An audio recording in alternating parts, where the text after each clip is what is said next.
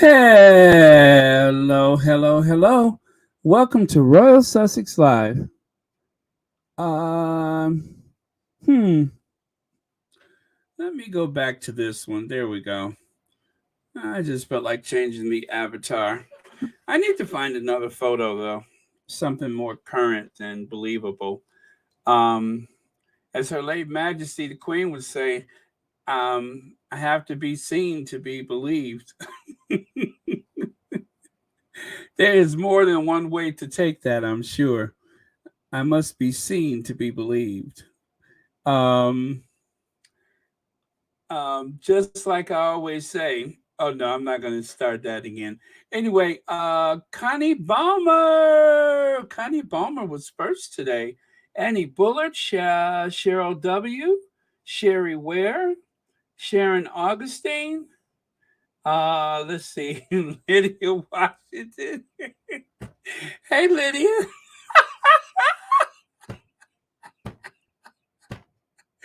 Hey, Lydia. Um,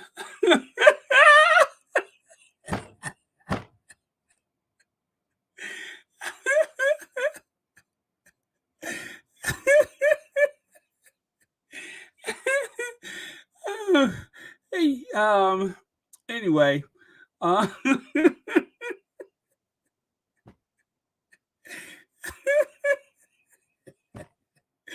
I know, Lydia, I ain't no good. Um,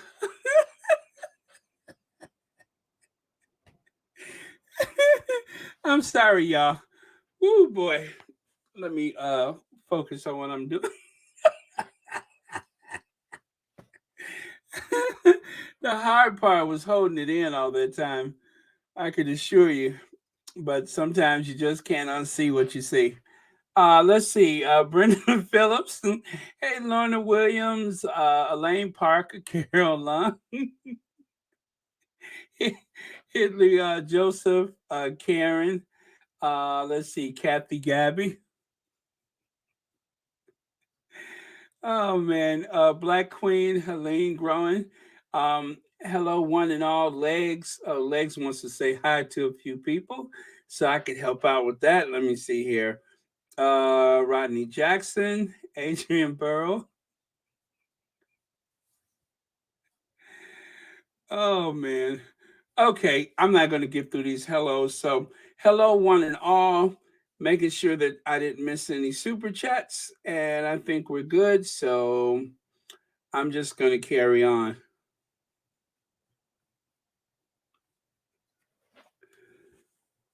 Okay. So anyway, it is MLK Day today, and is yet another opportunity for me to remind you all about something that I found absolutely disturbing this time last year. Don't worry, I'm going to get to it. Some of you all already know what it is, and it had to do with a food truck. So before I start my lengthy um, what do you call it? Overdrawn. Um, what do you call it? Anyway, before I start in about that food truck, let me just say, happy Martin Luther King Jr. Day to you all. Um, let's see. As I was mentioning the other day, I remember when it was signed into law and how much pushback it was, but thank goodness it was signed into law. Martin Luther King, the civil rights leader, um, and even though over the years there has been this idea that Martin Luther King wasn't as radical as one should have been, then he actually lost his life for no good reason. And because if you listen to some of his last speeches, you would find out that he was quite in touch with the realities of this country. It's just that through the education system, we have seen a version of Martin Luther King that was not so radical and that seemed to be more washed down. But then again, isn't that how history goes? So I just will recommend to you guys to seek out some of his speeches and such, which is easier than ever thanks to the YouTube, or you can find it in the written word. But he was a fighter, and he had a vision for this country. And fortunately, I would say the world is a much better place because of him. Now, some controversy over the embrace. Now, the one on the left side, that has always been like my favorite photo of Dr. King and Coretta Scott King. And then the one on the right side is the one that was used as an inspiration for a sculpture that was unveiled. Um, and this is the sculpture. Now, this is what the artist's intentions were. I believe the sculpture was intended to be an embrace for anyone who visits. It gives you an opportunity to literally walk right through their embrace. Now, I'm not prepared to hate it just yet. Yes, there are some angles that look rather bizarre, and I don't think that is, meant to be appreciated from every single angle. There's a certain way that one must take it all in, but I I like abstracts. I like to see more than one thing when I view a piece of art, and I like the challenge of finding the art. So I'm not prepared to hate it just yet. Um, but the artist, who himself was African American, I believe, he had a vision for the sculpture. And even though the Daily Fail went through the trouble of finding a cousin of Dr. King to push up front, just like they did with Uncle Scar from the Mandela family, they always find someone on the fringe who could at least say they're related, or if not, even have the same name, and they'll find some way to start trashing something. But much like the Picasso and the Daley Plaza in Chicago, uh, the first Mayor Daley, one of the most racist people who have ever drawn a breath, he once said that what is unusual today will be, better appreciated tomorrow. So um, even though I, you know, I'm not a fan of the first Mayor Daley in the least bit, that was very wise. So I am going to abstain from any criticism of it. The King family was there to unveil this. Dr. King's son, Martin Luther King Jr., was actually there and gave a speech. So I'm not going to start trashing something just because people say that, that's what is called for. I rather like it. Yes, there's a very odd angle to it, but I rather like it. Now, there's a more traditional, yet somewhat abstract and dignified statue of Dr. Martin Luther King in Washington, D.C. What I love about this one is that he is literally born from the earth. This huge, massive piece of, I believe it's marble. Um, this huge, massive piece of marble. I love the idea that somehow he has been pulled away from the mountain. He has emerged from the mountain, literally and figuratively, in the way that this, the way the statue is sculpted there. So, yeah, this is more traditional and probably more of the liking of some. But again, public art, any art is so subjective. I like to give it a chance to soak in. So, uh, let me see right here. Reba Henderson says, Baron, in 1983, my friend said Sheila Ward and I started the MLK parade with about 30 people on the street, which is now named after Martin Luther King Jr., and parade happens. All right, very cool. It must be nice to be able to start something like that from the ground roots and watch it grow. Very, very cool. And Leg says, I think that they were going for a message, but I think that he gets lost. I think that they tried to neuter who King and Coretta was. Couldn't they have had their upper bodies or something? Well, like I say, I'm not prepared to go there just yet. I mean, there's so many likenesses and examples of the King family that is just well, should I say, Coretta and Martin, that that's just another interpretation of it. So I mean, it's room for different points of view, I suppose. Let's see, Elaine Parker. Thank you, Elaine Parker, for your 16 months membership to Royal Sussex. I just noticed that out the corner of my eyes.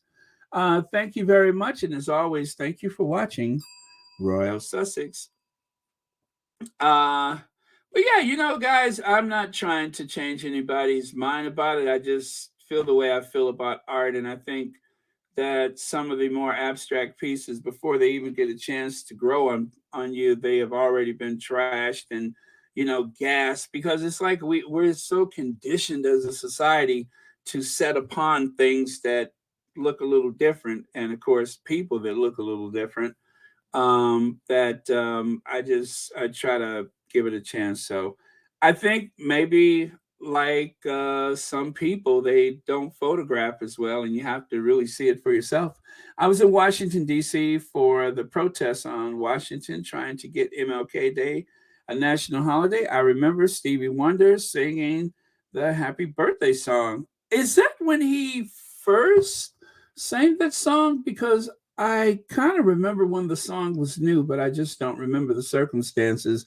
But I think that's when he actually penned the song, was for that event. Am I correct about that? Okay, I'm scrolling back just a little bit because I was talking for a minute there. I will forever think of Country Cottage kitchen curtains and the Rosemary's Baby outfit whenever I see Blank Slate Kate. I like that Blank Slate Kate. Okay. But okay, so let's just agree that for now the statue is a bit of a controversy with some, and for others, well, we'll see how it goes. Let me see here. The statue had to be approved by his children, so if they are okay with it, so am I. Yeah, Annie Bullard, you didn't hear any protests from the king's children, so I think that the spirit of the sculpture, the embrace, and the fact that, and if you're going to put a head and everything else there, then you wouldn't. I think the whole point of it was that you could walk through the embrace of the kings. That's what I get from it, and so that's what they were trying to go for. And well, for some people it has fallen short. I respect that. Let me see. I'm still trying to swap my head. I mean, yeah, I'm sorry, not swap, but wrap my head around Diana's statue unveiled by H and his brother in Salty Island. Now, the thing is, I rather like that one too. I mean, trying to get a likeness of a person in a sculpture is not the easiest thing to do. I think it's easier to paint a person than to create a sculpture, especially if you're going for the abstract. It's just not that easy. And and then too, depending on the materials that you use and the lighting, sometimes it just doesn't translate well. But I may be in a minority when I say I actually really love that statue of Diana with the children. So um yeah, I mean, I like art. I'm no expert on it by any stretch of the imagination, but I just I don't really know art. I like what I like, and I know what I like. So yeah, I don't mind that one with Diana at all. I thought it was rather beautiful. Let's see here. J Matt said, I love it. I visited before the pandemic. The new sculpture is beautiful. I think if more people hug each other, maybe the British people wouldn't be the British people wouldn't be so racist. Uh, well, yeah, some British people are. I think that's. Am I getting that wrong? Well, yeah. Anyway, I think that was a little typo, but that's okay. But thank you so much, J Matt. Actually, I understand exactly what you're trying to say. If more people hugged one another, perhaps people wouldn't be so racist. As a matter of fact, as we have listened to Harry's book or read Harry's book, that was one of the things that I took from the book, is the idea is that there's not enough embraces in that family, or for some of the older people in the population, and maybe even some of the young people, that the idea of the embrace is so foreign and so American that it kind of turns them off, especially people that they're not that close to. And yet, here in this country, we've had a few presidents that just couldn't seem to stop embracing people. And I know that leaves room for a joke about Biden, but I'm not going to go there. Um, but Biden, Obama, definitely huggers, and frequently hugged one another. And I think that's a good thing. Okay, Dorothy Ross, thank you so much for the super chat. And thank you so much for watching Royal Sussex. Happy to be subscribed for a year. Happy to be here. Oh, thank you so much, Dorothy Ross. And thank you for being a member of Royal Sussex. All right. So moving on with that. Now, right here, I'm going to share this little factoid that some of you all may not know about. Let me take a look at a couple of more of these. Dr. King embraced all people, regardless of race, creed, color. That was just who he was. Yeah, exactly. I mean, let's just go back to that for 1 second. The whole idea of it is that you walk through that embrace. Yes, I know it looks rather odd from some angles, but the idea of it is to, I mean, literally get you to become part of the sculpture, or at least to be enveloped by it. And if you would have made it like a more traditional sculpture, that would not have been possible. So I think that's what the artist intended, and that's what the family obviously checked off on, because, like I said, they were there. Dr. King the third, or should I say, Martin Luther King the third, gave a speech, and that was that. And then they found some extended family to trash it. But I wouldn't be, I wouldn't have expected anything less from that news source. Thank you very much for your comment.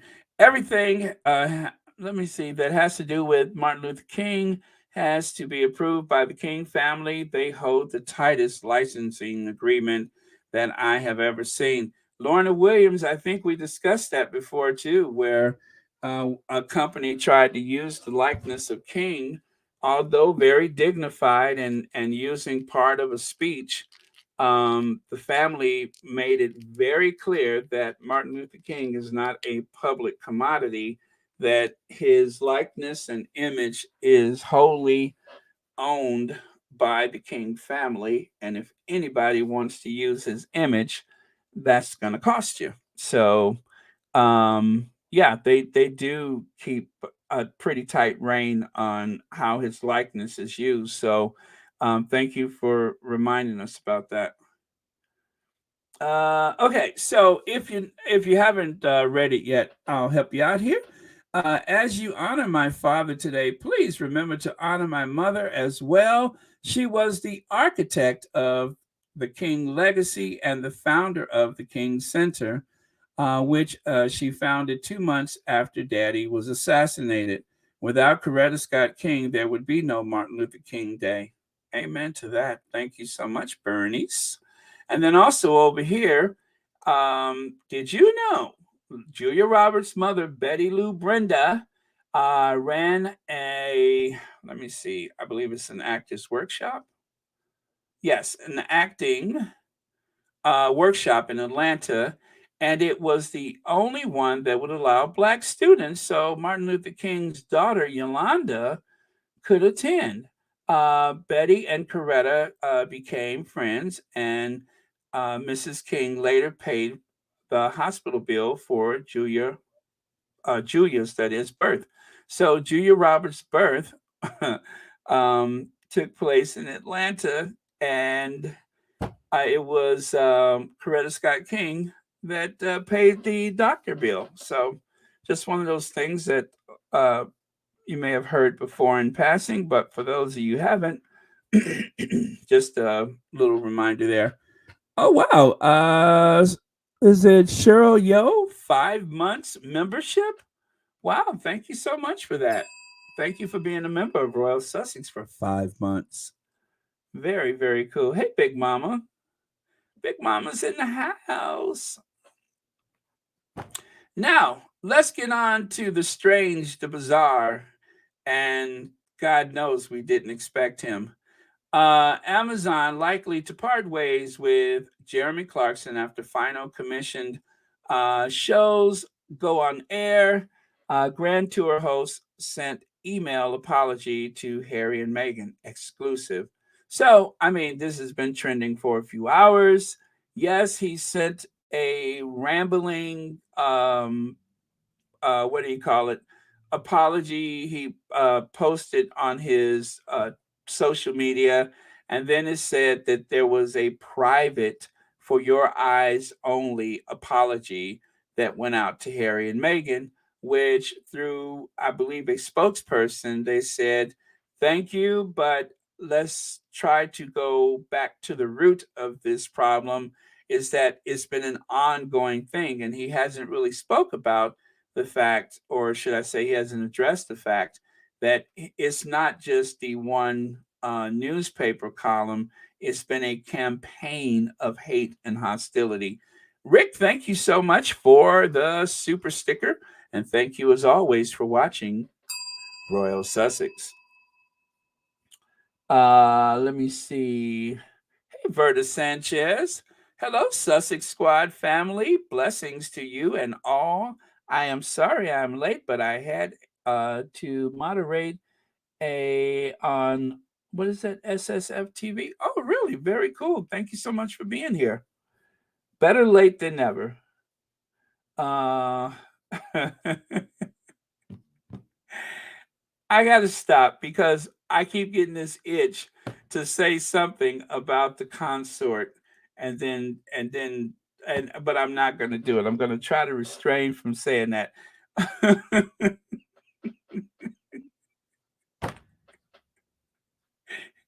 but but it's almost like a trigger finger every time I think about something and I want to throw a little punchline in there. I keep, wanting to do that, but I'm not going to do it. So I'm going to show great restraint today and avoid any comments forthwith. Um,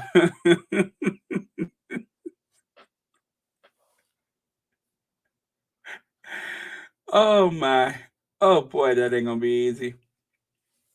Let me see here. So, my sim was modeling for Amazon streaming services. Jeremy Clarkson was also involved with the shoot. Is that my son? My son was, or I'm sorry, my sim was modeling for Amazon streaming services. Jeremy Clarkson was also involved with the shoot. He was staring at me with a disgust as a hijab, or yeah, hijabi woman. It made me so uncomfortable, and I left. Wow, wow. You know what? Now, of course, I have to say, if that did happen, because I don't want to get myself in trouble. So that alleged event that may have happened, um, I could believe that. God knows I could. God knows I could, because I don't think this guy can help himself. Thank you for your comment, by the way. I just think he can't help himself. He oozes with disdain for people of color, and he seems to have this almost uncontrollable urge to say certain things. Like, for instance, um, when he went to Argentina and used a license plate that reminded people about the war in the Falkland Islands, which is still a sore subject for the Argentines. He's even said things about Mexican Americans, or Mexicans, I think it was. He just can't help himself. He's just a complete pig to his heart. just a swine. I mean, look at him. He just oozes disdain for humanity. I could not imagine why. I mean, the guy is rich, he's been incredibly successful, but yet he's constantly punching down at people. And the odd thing about saying that is that that would mean that the Sussexes somehow, and that would infer that they are beneath him and that nothing could be further from the truth. So with them, he has to try to punch up at them, but the only way he can punch up at them is to try to convince himself and others that somehow they are beneath him. Now, in order to do that, he would have to have consent from someone in the royal family. I couldn't think of any other way that that would be possible. All of the attacks against the Sussexes is happening because of an implied consent or even a direct consent from the royal family. And Harry's book has called them out. And that is why they are so bothered by that book. And they are really bothered by it because they have truly been put on Front Street, as people would say. And there's no avoiding the truth about it is that Jeremy Clarkson's campaign against Meghan is really a product of the royal family. I mean, he doesn't like anybody of color to begin with, from every indication that I can see, but in particular to go after the Duchess of Sussex, there must have been a implied consent or direct consent from the royal family to do that. That is the only reason why anyone goes after the Duchess, or for that matter, the Duke of Sussex, is because of the consent that they have been given from the top to say that that's okay. So here's a little sample of it. You're going to lose this war with the royals, Meghan. You are gonna lose it big. Such ominous words. And that was before the one that's in on the right side up there at the top. That happened before that. As I said, it's been an ongoing campaign. And then, of course, Jeremy Clarkson claims he doubts Meghan Markle's tears at Queen's funeral. But you're going to lose this war and you're going to lose big? What are you trying to say? And then to refer to Harry as a glove puppet. Now, he is in the company of the Queen Consort, who so far has been very quiet about everything. She hasn't made a public statement in the least. She has been and will continue to be friends with Jeremy Clarkson. If you had any kind of respect or any love or any type of compassion for the family that you have married into, Queen Consort, it seems like you would take a stand. It's as I said about William a long time ago, I said it, and I still feel the same way today. Whatever has happened in the offices over at Kensington Palace, those people are the help. They're the help. Whatever you feel about Meghan, you have to take the stance that those people are the help. They're not your family. Meghan is your family. The people that work in the offices at Kensington Palace are the help. And so William is so outraged and incandescent with rage that he goes stomping over to Notcott so that he could go after Harry, so that he can straighten out that wife of his, the actress, that actress, as he would say. Um, but those people are the help. And so the division that took place in the office at Kensington Palace was a product of the fact that William did not take a stand. As a matter of fact, he probably actively encouraged any discontent. And so Team Sussex and Team Cambridge are under one roof and pitted against one another. And the person who has the last word is someone who is so immature and such a child himself, a brat, that of course he wouldn't do anything to stop this. Just like his father, the more people that are at each other's throats, the better off they seem to feel. But unlike his father, rather than retreating and allowing people to scrap it out for themselves, he becomes part of the fight. He becomes part of the battle. Instead of taking a moral high ground and just stepping away, or like the queen, you just walk out the room. No, William is actively campaigning against his brother, trying to punish and humiliate his brother and his brother's wife. And Jeremy Clarkson is just one of the soldiers that have been recruited by that family to go after Harry and Meghan and cause as much pain and humiliation as possible. I mean, they have a standing army in the media that are instructed to go after them. Ruth Lopez says maybe if we start a GoFundMe for Clarkson, he will go to the dentist and get his teeth fixed. Do you think?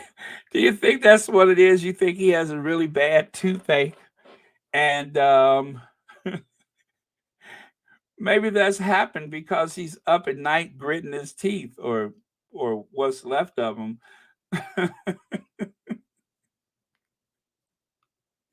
Jeremy Clarkson's teeth reminds me of that character in the James Bond movie. Oh, Jaws! I remember that guy, Jaws. Yeah, the one with the metal teeth. I remember him. Yeah, he kind of does remind me of Jaws. Let me see here. Yeah, very much so. Oh God, look at it. Mercury fillings. Why not cap those bad boys? Oh God. Oh, he looks like a perv. Okay. Let me see. Lisa Wood says, so you sent an apology email to Harry, but not in person. Meghan, who wrote about well, not the person you wrote about. Let me see. You sent an apology email to Harry, but not the person you wrote about. Meghan. Uh, Let me see. Let me try that one more time. So you sent an apology email, Harry, but not person. Meghan, you wrote about. This man is despicable. Is a despicable human being. Yes, Lisa Wood. That's the way I understood it, is that he didn't even address the email to Meghan, that it was addressed to Harry. Oh my God, I was about to say Harold. I'm telling you, once you get in that book, it okay. Whew, I had to catch myself. That's not for me. Let's see. Marshall says Harry's book caused record sales for Amazon, so I can see that they would get rid of Clarkson. Note that Clarkson sent the apology email to Harry instead of publicly apologizing to Meghan directly. Yeah, the apology that he put on his social media was a non apology. Okay. I'm sorry. Let me scroll down here. Legs has a. Oh boy, there's a lot of comments. Okay, Legs says Baldy probably found Megan's subversive. Her presence highlights the absurdity of the subjugation of the heir. She had money and paid her and Harry's way. Why should she listen or deal with Baldy's abuse? Exactly, Legs. I mean, she was a standalone structure before she came to that family. So, as a standalone structure, you don't need someone to prop you up. You can stand on your own. And so, my assumption was that before the marriage, there was an agreement of what role Harry and Meghan would have, and that was ironed out, right, and agreed upon. The Commonwealth and Meghan, of course, as a feminist, would continue to work with women as she always have, but because that proved to outshine the rest of the family, they decided to push against that and try to um, dim their light. Can you be 50%? Can you be half? All of that evolved out of the fact that they were just doing too well. And Meghan, as you said, Legs, Meghan had her independence. She didn't need that guidance from them. She was a whole person when she showed up. Not to mention the fact that um, it is the modern day. This is not yesteryear. These are modern times. And she wasn't a teenager that married into the family. She wasn't someone who had been groomed for 10 years to be a part of that institution. She had a life already, and that was refreshing. And you know what I've been hearing a lot the past few days? I've been hearing so many people saying that the only reason why I've taken any notice of the royal family was because of Meghan. And even the people that are supposed to be defending the family honor in the name of the Queen and Charles and the thousand-year-old institution, they're only doing it because of Meghan. They wouldn't have been paying attention if it wasn't for Meghan. So thank you, Lex, for the super chat. And oh my goodness, a lot of comments. Let me move on here. Why Charles should fear Harry. Now, Tom Bowers seems to think that having Harry's book out there is a threat to Charles. Let's see, it says here Charles reveals to friends he wants to shy away from a bitter battle with Harry. The king knows better than anyone the Duke of Sussex has barely scratched the surface about his marriage to Diana and that he has reason to fear his son, writes Tom Bowers. Well, okay, I'm going to have to agree with him right there. Harry knows a lot, and I'm pretty sure that there has been, as they say, certain documents generated as a matter of security, perhaps some tapes and or videos, including that which Oprah Winfrey made, which we've only seen part of it. And this is why they've been after Oprah, is because they're trying to scare her into submission so that she would never divulge any of the extra footage that she has stored away on some hard drive somewhere. Um, and the same goes for just about anybody else. And of course, uh, they I guess they haven't got so desperate. Well, you know what? Then again, they have, because if uh, if I can't take anything else out of this article, you're going to lose this war with the royals, Meghan, and you're going to lose it big. That is just one of several implied threats against the Sussexes. So, I mean, they have been doing it, but they've been doing it, by their mouthpieces and their henchmen. So the threat's already out there, but Harry is standing strong against them, and he's not afraid to say what needs to be said. He's standing in his truth, and I could only imagine that as a family, that's what they have agreed to do. There really is no security for them otherwise. So fighting back is the only natural recourse that's available for the Sussexes, because, as Harry said, we tried for 2 years to say little or nothing, but, after year one, they kept coming. Year two, they kept coming. So what else are you supposed to do? Just stand still and do nothing? So I believe as more people go through that book, the people that have read the book have a better understanding of what this fight is about. Nancy Medeiros says, I read that William the Conqueror pushed around a Prince Harold of, I think it was Scotland. Oh, yeah, that's Harry spoke about that in the book. And it was a definite dig saying, I'm a William and you Harold, will bend to me, he's a jerk. Yeah, Harold was someone in Scotland, and I just listened to that part of it again today. And now that you said that, I'm gonna have to go back and do it again. But I've actually been going back to bits and pieces of the book to get a better understanding. And you know what? It's definitely worth going through the book a second time. Maybe I should read through it the second time instead of just listening to it.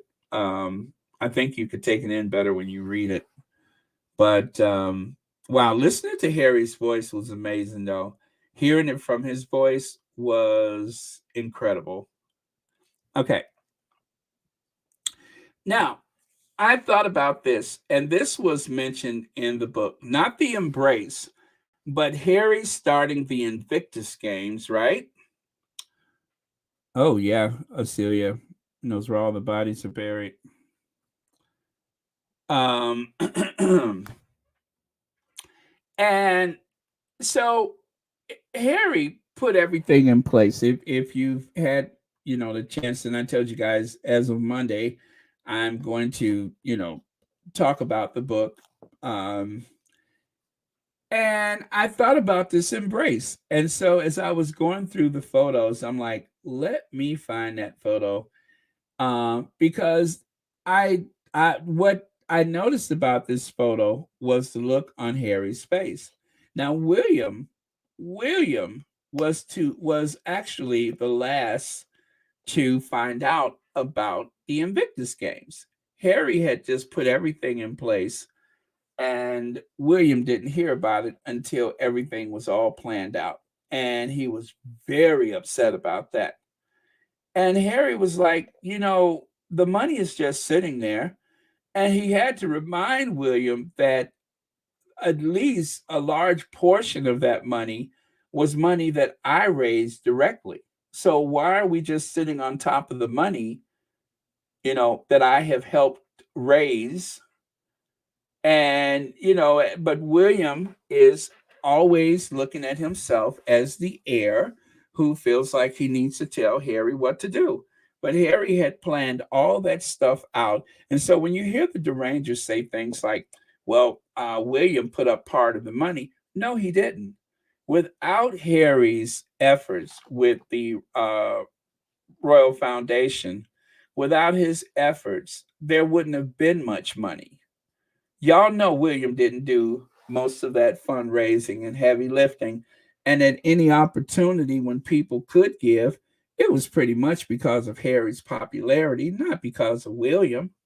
Leg says anyone thinks that Jeremy Clarkson is waiting for his OBE. Oh, yes.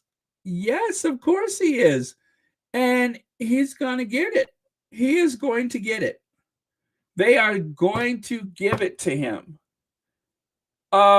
Just like what was that they gave to what is that guy's name? Jason Knopf. Jason is getting some kind of honor for being unhonorable. And of course, Jeremy Clarkson is going to get one too. They reward people for defending the crown. No matter how malicious it is, and no matter who gets hurt, they are going to reward him. So, yeah, I believe that. Thank you, Lex. And what is this I see here? Oh, Zig Al, thank you so much for the super sticker. And thank you so much for watching Royal Sussex. Oh, and you're a member too. Very cool. Thank you very much. But yeah, I thought about that embrace, and you can see poor Harry's eyes are a million miles away. And so the reason why I grouped it with the other photo is because, there is cleanly shaven Harry or Harold, according to William. And then there you see Harry is standing taller, buffed, I might add, and just, I mean, he's walking like a straight up gangster. I mean, he is all that. It's just look at the transition. He went from that boy whose brother whose brothers thought himself so superior, And Harry has built this massive um, infrastructure all by himself. I mean, on the sheer force of will, he had to make. If you guys read the book, whoever the guy was that did the Olympics was the ones who put together the Invictus Games, and this guy was about to go into retirement, and Harry talked him out of it because there was nobody else brought onto the team yet. And so having that clean, open slate, which is what most people really want to do stuff like that, it was like he couldn't say no. Harry did the presentations, not William and Harry. Harry put together those Invictus Games. It has grown in his image because of his sheer force of will, because of his tenacity and his talent. And people responded to him quite favorably. And with the moniker of being the court jester of the family, that could not have been easy. I'm pretty sure a lot of people had their opinions about him, like, oh, what is this going to mean? And is this going to last? But it wasn't Harold the kid, it was Harry, the war hero, that put that together. So, oh man, I that part of the book, I really had to sit up. I'm just like, yes, yes. Jerry Rock says my book didn't arrive yet. Oh my God, I'm so sorry. So I bought the audio one last night, only in chapter 2, but his voice, I'm in seventh heaven. I will give my other book to a friend or a light. Oh, how do you do that? I want to gift my other book and I don't know how to do it. So I got to figure out how to do that. I hope I can, but yeah, I'm going to try to gift my other book. Let's see here. Harry has been, and by the way, what Julia's talking about is that when you start the Amazon, what is it, Audibles, your free trial. I think it's a free trial. It comes with two audio books, and so of course everybody chooses the Harry, or the spare rather, and then the other one, I believe you can gift it, but I just haven't figured that out yet. Okay, Aditha Lee, Harry has been in the military and understands strategy if a war is needed, and he also understands helping the people who need help and become part of the community while helping.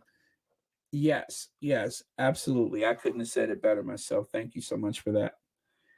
Sister says, "Hi, Baron and Squatties. Prince Harry is very wise and strategic in his moves. What Oprah and the extra 400 pages of his book serve as is security and a fail-safe plan of insurance from that awful royal family." Yes, sister, that's exactly what I was trying to imply. You're absolutely right. Let me see. And Fu says, Father God has always been at Hero Harry's side, and now we see the wisdom he acquired now is upwards spiral for Hero Harry. Yes. Hero Harry. I like that. Hero Harry. Yeah. So I can only imagine what Harry must have been thinking in that moment when he, when he embraced his brother. And if you guys have gone through the book, you know how rare that embrace is as they have gotten older. Um, oh man, I I just think how frightening it is to have William wearing that Invictus shirt. Um, and Harry having to endure that moment with him. But thank God he's a million miles away from it. But William didn't want him to do it. And Harry, in that moment, said in his book, he said, "What is this really about?" Well, you just should ask me first. I'm like, ask you? Ask you for my money?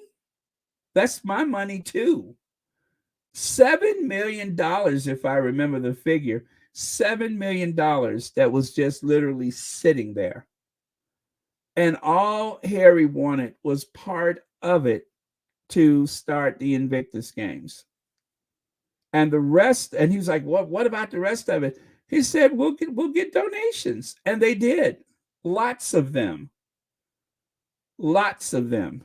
So isn't that something? Harry's living in that little shack, Nottingham Cottage, while putting together something as big as this, which has only gotten bigger.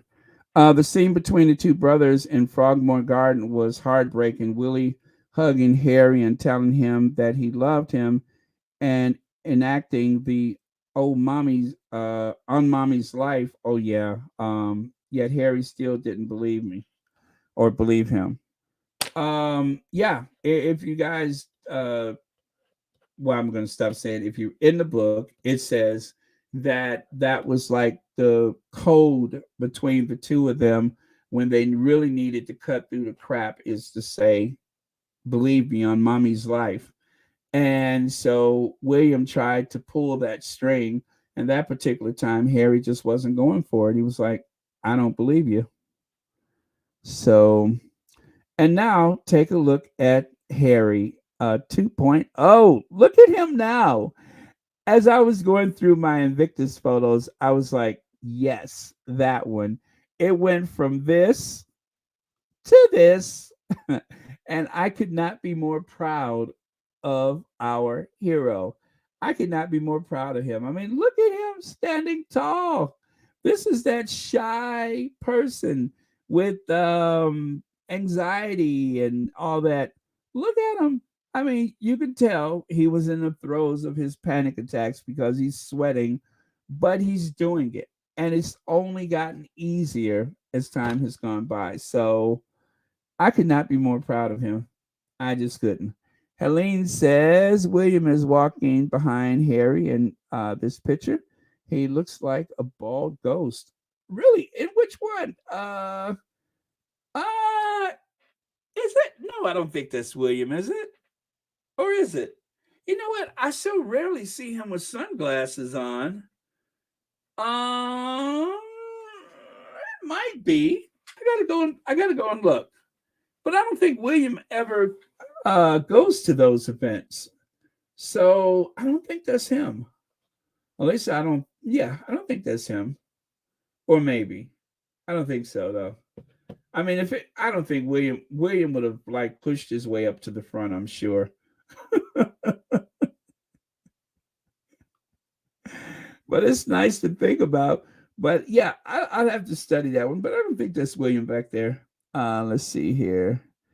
Even the start of the book having him wait on Prince William and then Prince Charles. Yeah, they were supposed to show up and they're like taking a month of Sundays to get there. Such disrespect. And yeah, and the book starts at Frogmore and ends in the Frogmore Garden, right? It's like he starts the book there and then that's where it ends. Oh my God, you guys, you got to get through that book. It is just and of course, the other thing that has changed, Invictus Harry with Mrs. Evictus, Invictus rather. There he is with his wife in his proudest moment there in The Hague, and there's like one of their older Invictus moments there. But he did this. He did this. He saw something was needed and literally put it together. William will inherit a kingdom, but Harry has inherited talent. He's inherited all the talent from his mother, and then his own like tenacity and talent, and he has done so well with that. So Harry, as I said before, Harry is a king. William may be a sovereign, but he's no king to me. He's just inherited something. But William, you know, he doesn't see it that way. He has the divine right of kings, but um, Harry is just talent, drive, tenacity, a force of nature. Okay, Mimi says Harry was meant to do bigger and better things than being a royal. That's why I truly think his mom sent Meghan his way. It was the only way he was going to be able to do what he is truly called to do. Yes, Mimi. Yes, yes, yes, yes. Okay. Let me take a couple more comments with that topic. Let me see. Potato Head Abuser, your legacy will forever be the abuse you dealt out to Hero Harry, and it is unimaginable to hear from Hero Harry how you tortured him. What is that? Best man box apartment, blocking wedding venue. Oh yeah, yeah, yeah, yeah, yeah. That was in the book. That was in the book. Let me see. Harry is now well dressed, a formidable speaker, and loaded with self control. Harry is on his way to discover the world. Thank you, Ania. And let me see, what else do we have here? I wonder if Harry has any UK engagements coming up. I shouldn't think so, but sometimes he just pops in and you don't really hear about it until after the fact. But aside from the Well Child, which is later this year, I can't think of anything else that he would have to do. But then again, there may be a thing or two for Meghan. So never can be sure. And gosh, I couldn't imagine him letting her go over there by herself, but maybe. Harry has been stepping on William's toes since they were children. The piano clip, Pegs, has been incandescent all his life. I love it. Okay. Okay, I'm gonna move on, you guys. Let's see here. Need a little break beat.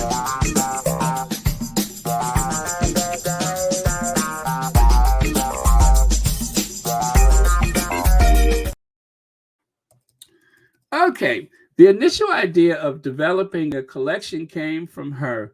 It was an amazing idea, so our designers worked closely with her. She provided her vision and her ideas of what could be a work to weekend capsule collection.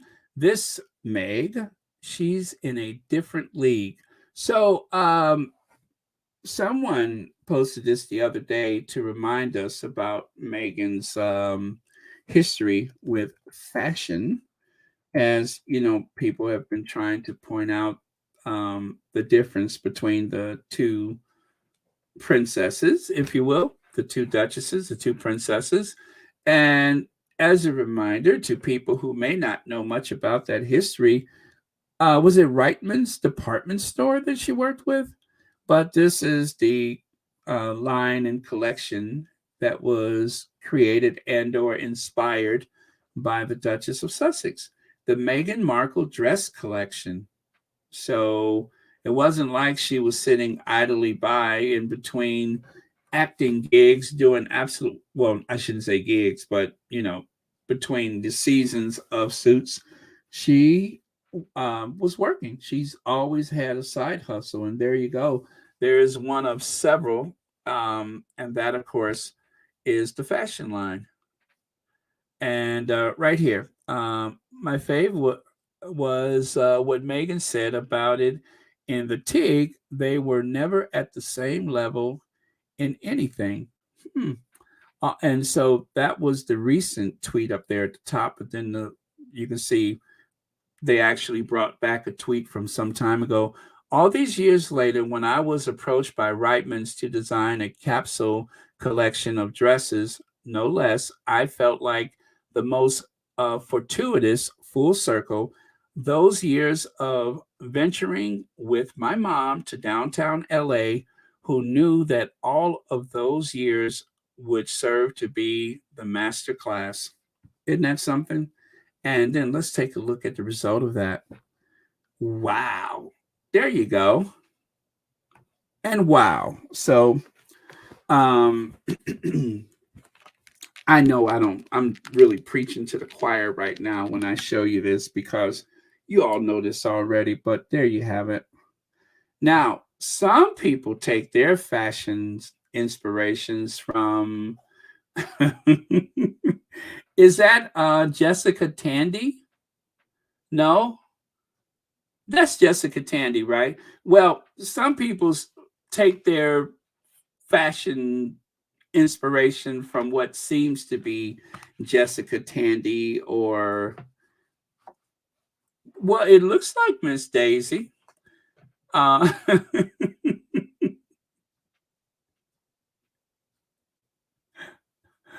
uh, and the thing is, and she just smiling like she really causing it.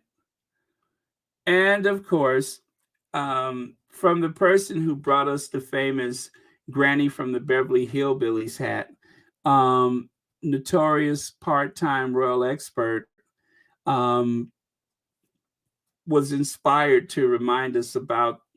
Well, if you've ever been by the train stations in a big city and you see a group of people looking like they're heading to a butter churning contest, there's not actually a butter churning contest. They're probably, are they Mennonites or Quakers or whatever? Not to make fun of them, but it does seem as though that rather unusual, you know, is something that has been adopted by the newly minted Princess of Wales. So,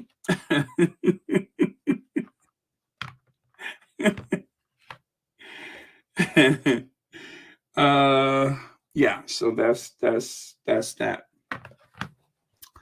I know, I know. Meghan and Harry accused of plotting. Is that plot? Accused of plot to be part of super rich Hollywood elite in U.S. dynasty. Say it isn't so. Um. So you've noticed, huh? Is that what you're saying? You just noticed that? Have they just noticed that the Sussexes are somehow building a uh, entertainment, information, and of course, foundational empire? Have they just noticed that?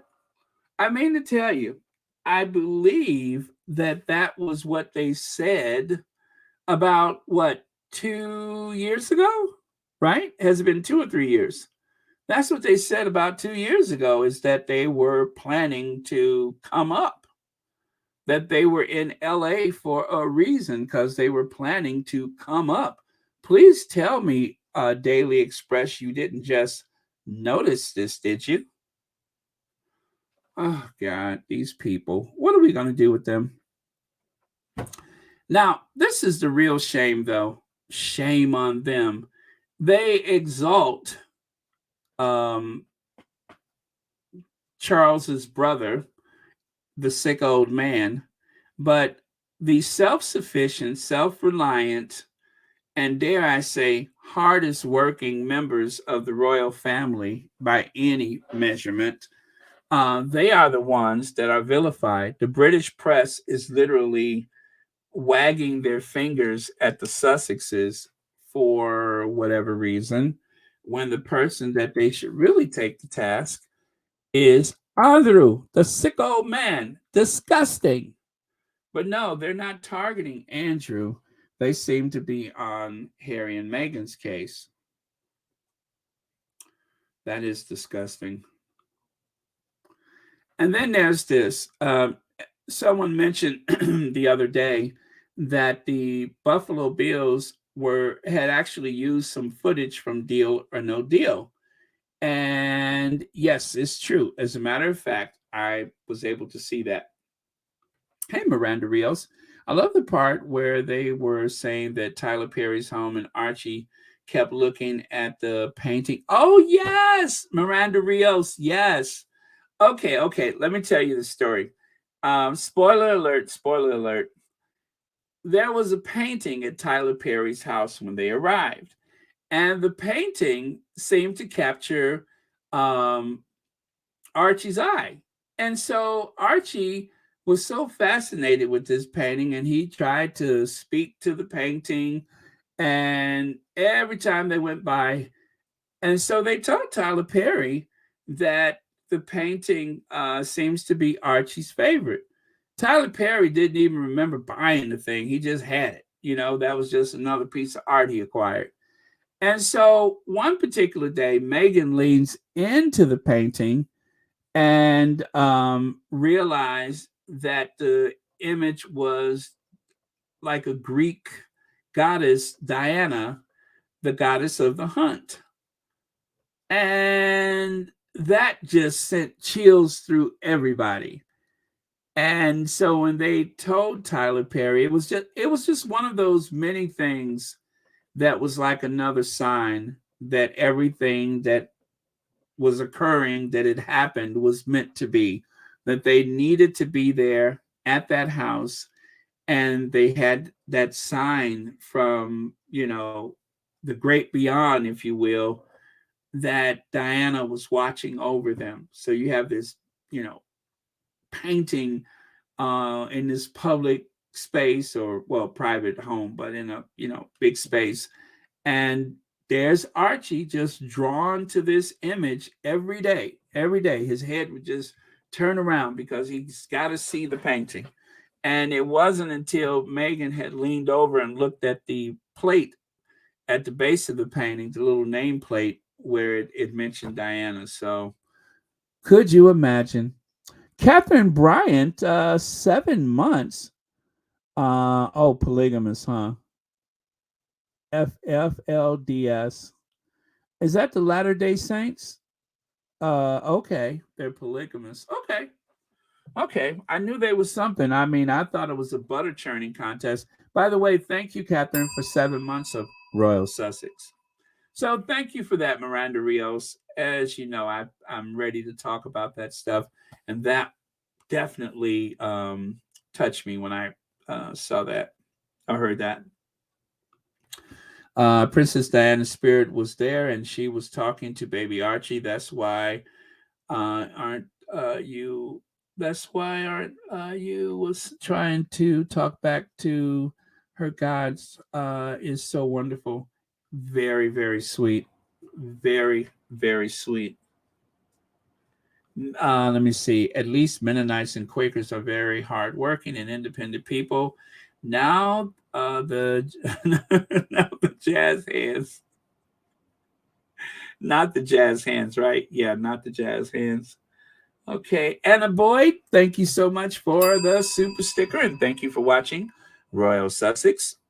Okay, so if you haven't seen this video, they were doing their, what do they call that? The scrimmage or scruff, or where they try to guess what the point spread is going to be for the game. And so Howie Mandel points. He said, "Meghan, can you open the case?" And so she opens up the number 11, and that's what the Bills was supposed. The Bills, of course, is the football team. They were supposed to win. I didn't see the game, so I don't know, but I know that it had something to do with that. New member, 80s forever. Thank you so much for being a new member of Royal Sussex, and thank you for being here today. I really appreciate it. Okay. Harry and Meghan were not welcome to, uh, let me see, at the star studded BAFTA Tea Party in Los Angeles, with London executives deciding it would be a PR disaster following the fallout of Spare, sources claim. Sources claim. Sources claim. Oh, God, did a source really say that? Oh, my goodness. Well, if a source said it, then it must be true. Katie V, thank you so much for the super sticker, and thank you for watching Royal Sussex. And happy Monday to you. Okay, so I have some things to say about this. Okay, how do I put this? They ain't interested. When was the last time Harry and Meghan went to a black tie or a red carpet event? When was the last time they went to one?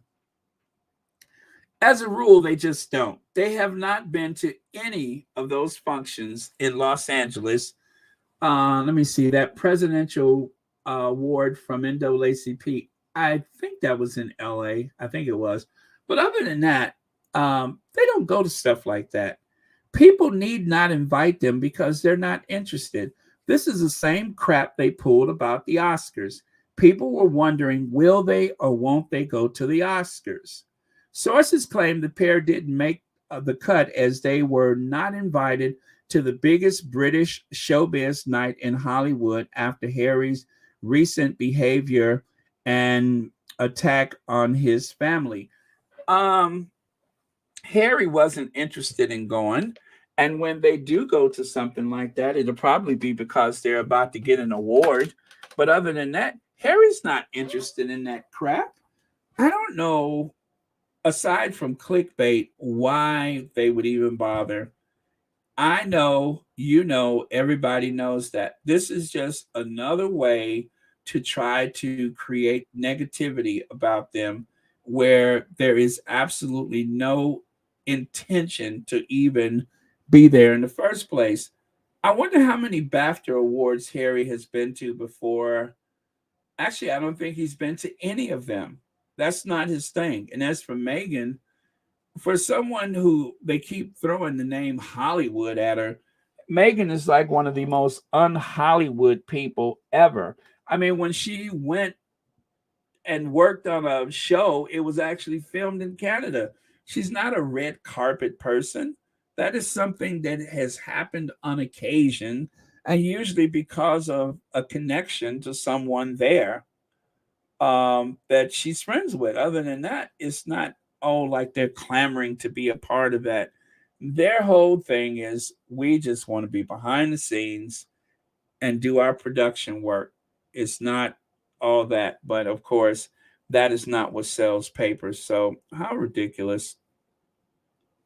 Now, I tell you what though, the Cambridges, when they went to the BAFTAs award in 2019, and they went in, was it 2021? Oh, talk about crickets. Talk about crickets. They were greeted with abject silence. There was no applause. It was so quiet you could hear a rat piss on cotton. That's how quiet it was when they went to the BAFTA Awards. Not once, but twice. Now, they didn't go because Philip died that one year, and then they didn't go this past year, 20. No, you know what? Let me take that back. Let me see. Um, okay, that was 2022. They didn't go. And then back here they went 2019, and I think they went 2020. No, but anyway, they went, and there was absolute silence. No one was interested, and nobody cared. All those actors standing up there like statues. You would have thought it was that thing in China where they have all those soldiers, those terracotta warriors. You would have thought they were terracotta warriors because they stood motionless and seemed to be totally detached from the fact that the Cambridges are coming. The Cambridges are coming. Who cares? So, in order to try to embarrass the Sussexes, they bring up something that is so obscure and has nothing to do with them or the way they live their lives today, when this is the real story that they don't talk about. I'm telling you guys, I don't have the link handy, but if you Google, or not Google, but search on YouTube, um, the Cambridges at the BAFTA Awards in 2019, and there was another year. Let me see if I have that. This one, 2020. Yes, they went in 2020. Nobody made a sound when they came in. Look at those people. They're like statues. There was no applause. And look at William's face. Look at William's face. There was absolutely no applause. They didn't care. They did not care. They may as well have been on their way to the gas chamber. There was like silence. Nobody cared. It was a very morbid thing. It was like somebody was like the Undertaker. The Undertakers were bringing the coffin in. That's how quiet it was. And William is the president, right? Isn't he the president of the BAFTA Awards? The royal family only attended one Invictus game. There are five in total. Let me see: England, Orlando, Toronto, Australia, The Hague. Meghan and Doria attended Toronto, and Meghan was present at his side. Okay, thank you, Sonia Alexander. You know what? I did not know that. I did not know that there has been five. Thank you so much for that. That is very helpful to know. Let me see here. Isn't BAFTA Willie's thing? So would anyone be surprised that they didn't invite Harry and Meghan? Plus, Americans don't care about the BAFTA thing. Exactly. Look, that is why I'm just like, this is so stupid. It is so stupid.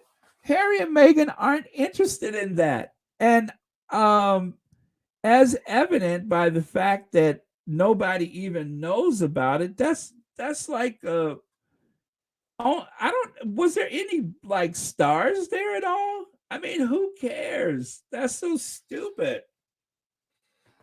They weren't invited to the BAFTA tea. Well, look at William, the president of the BAFTA award, or whatever he is to it. Well, he goes there, and the whole crowd stands there like the terracotta warriors. I mean, they are so look at William's face there. He's looking like he doesn't know if he's going to have to make a run for it. They are so not interested. And then, of course, when Kate leaned on him, he almost ran for it. Like, what did I say about touching? Get off of me. Oh, girl, get out of here. Clickbait.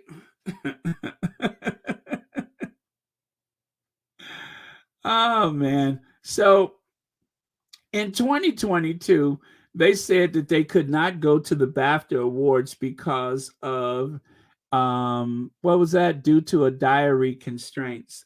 They couldn't go because they didn't want to get ignored again. They didn't want to be ignored. That's why they couldn't go.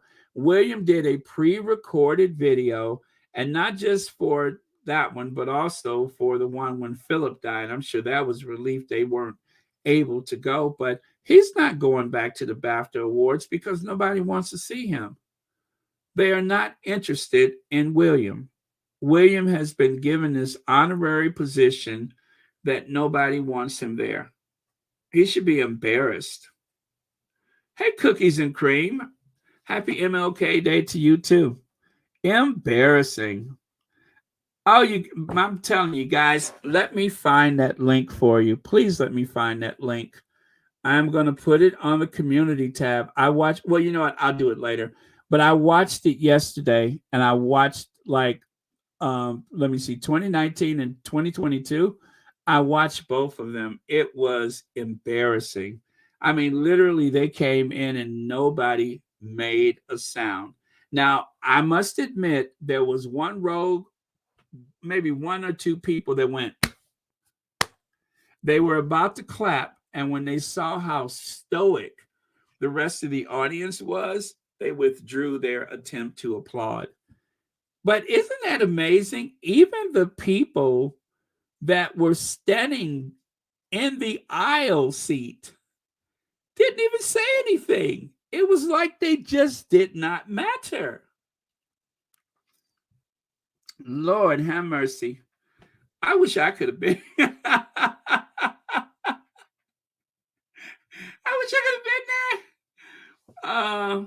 Oh, wait. What did I miss? What did I miss? I'm sorry. I'm too busy going in on these two. Let me go back and take a look. I don't want to miss something juicy.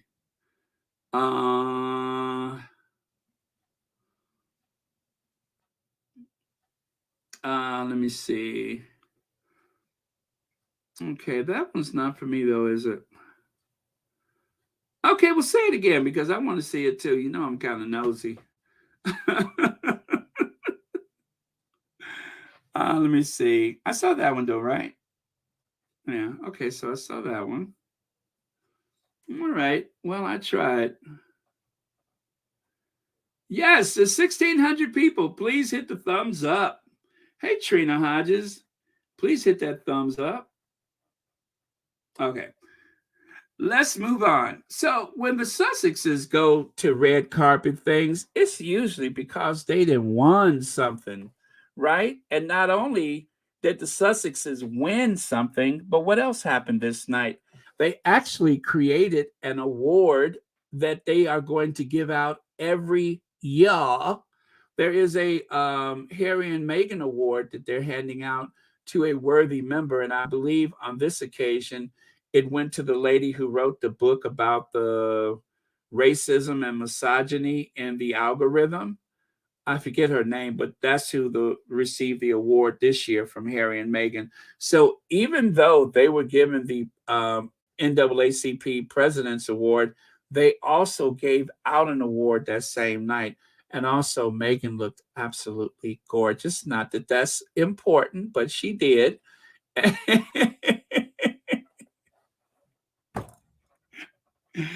Oh man. What's that Ginger Lily said that they were in the audience fixing their scarf like Priyanka Chopra? That's why they didn't applaud the Cambridges. They were too busy adjusting their scarf.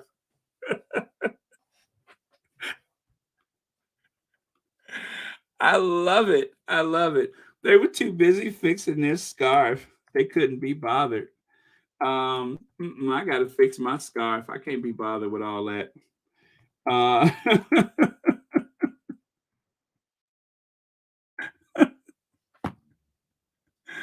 I ain't got time for all that. I'm fixing my scarf.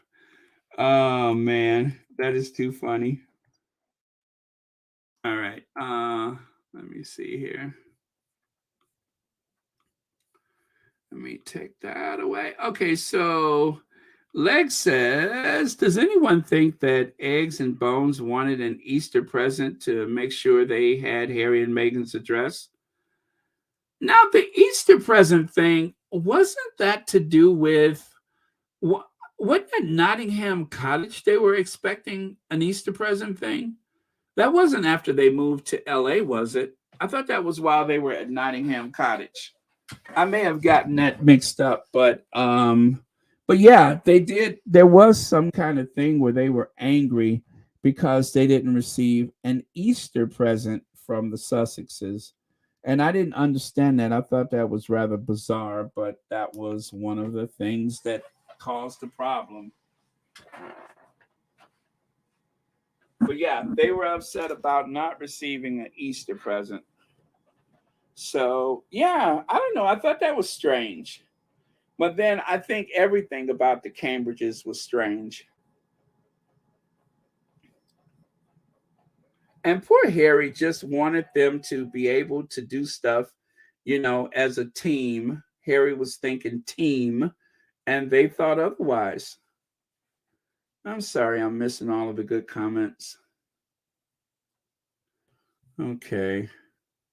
So, yeah, that's the award that they received that night.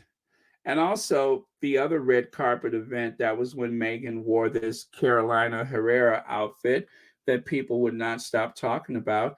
And I do believe that Harry had gave out awards that night. So, yeah, I mean, it's much to do about nothing. Let me see here.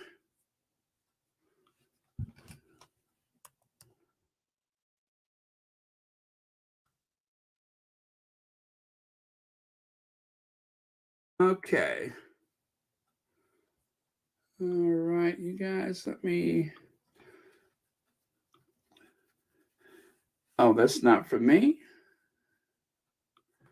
Okay, that was the most thing that I heard. I've heard grown people upset for not receiving an Easter present. What did they want? Baskets with chocolate bunnies? I couldn't understand that one either. I couldn't understand that one either. Let me see here. I just think William needed Harry's attention, and that Harry, well, you know what? Let me take that back. I think William was upset that Meghan wasn't showing him enough deference. I really believe that. I think that William expected Meghan to be in awe of him, like everybody else seemed to be, taken. That one scene where they were saying that the queen was going to pop over, that is, to Royal Lodge after church, and that was it Eugenie and Jack were all nervous. Harry was all nervous, and oh, the queen's coming, the queen's coming. And obviously Meghan didn't know that the gentleman that was holding the queen's coat, she didn't even know who Edward was. Or was it Andrew? Edward. She didn't even know who Edward was, but that's okay. Most people don't know who Edward is. So everybody's all nervous about the queen coming, except for the person who has never met her before, Meghan. Meghan was just like, okay, I got it, I got it. And I think William and even Kate was expecting Meghan to be nervous and fidgety and deferential around them every time they, met with each other. And Meghan was just like, hey girl, she was treating Kate like a girlfriend. At least she tried, but Kate wasn't having it. And then, of course, William seemed to be disappointed that Meghan did not curtsy to him the first time they met. Essentially, from what I read or heard or whatever from the book, is that Meghan initially curtsied to Charles and the Queen only, and nobody else. And Harry did not instruct her to do otherwise. He didn't think it seemed proper to do that for Camilla, even though she was there. And he didn't require that of her to meet his brother Willie and Katie. And that seemed to upset them. Lydia says maybe that meant the children did not get an Easter present. Easter gifts are for the kids. Those Cambridges were crazy. Yeah, maybe they didn't buy anything, and they thought maybe if old Megs came along with something. Let me see. Harry just wanted for them to be as welcoming to Meghan as he had been to Kate. That makes so much sense. Yeah, he threw open the door for her, literally, figuratively, threw the door open for Kate. And he was expecting the same for Meghan, but all he got in exchange was suspicion, and of course, I would even say rudeness from his family. Thank you, Helene. Cookies and Cream says, "What kind of people would get upset over an Easter present?" Sir Pegalot and his scarecrow sidekick, Miss Pretzel Stick McMumbles, totally nuts. That's a lot of adjectives in one place. Also, the Sussexes received that Ripple of Hopes award. So that was another occasion. See, when they go to those type of events, they only do stuff like that because they're usually winning or presenting. Like, see, winning, presenting, winning, presenting. Okay? That's when they go to stuff like that. But when the Cambridges go to things like that, they are met by the terracotta warriors of China, a whole bunch of statues standing around in a fixed position. Yes, a whole bunch of statues standing around in a fixed position, unable to react to their presence. That's what happens with them. So, this is the Cambridges with the terracotta warriors from China, and this is the Sussexes, warmly greeted. Everybody's happy to see them. Even what's his name, Mama, come running from backstage. Mama, Mama, Meghan brought her mama too.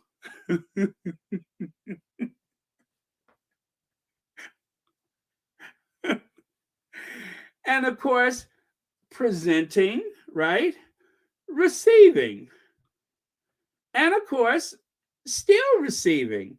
That's the differences between the Cambridges and the Sussexes. The Sussexes are either winning or presenting an award. The Cambridges, they show up with nothing and they leave with nothing, not even an applause. Wait a minute. Maybe they did applaud the exit. I didn't see the entrance, but maybe they applauded their exit. Maybe they received thunderous applause on their way out. Maybe that's what the difference is.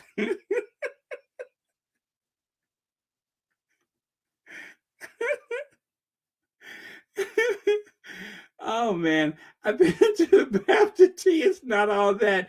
And if this weekend is cold and pouring rainy, no one cares here in the States. Thank you, Vivica. I appreciate that. So, oh man, it's something about those Cambridges that always tickle my funny bone. But I remember when Brad Pitt acceptance speech that was read at the BAFTA read that he wanted to name his award after Harry and bring him home with him. Willie and Katie was in the yes, I remember. I didn't know that that's exactly what happened, but I knew that something had happened that caused them a bit of embarrassment. I'm gonna have to go back and find that then. I knew it was something, but I wasn't sure what it was. Okay, that's fun. Oh man, they get no respect, do they? Oh man. I mean, look at William's face. Look at his face there. He is just gobsmacked that there was little or no reaction when they walked into the room. So I must say that I'm a little guilty right now because the only reason why I brought this up was so that I could point out some of the stuff that happened to the Cambridges from the BAFTA Awards.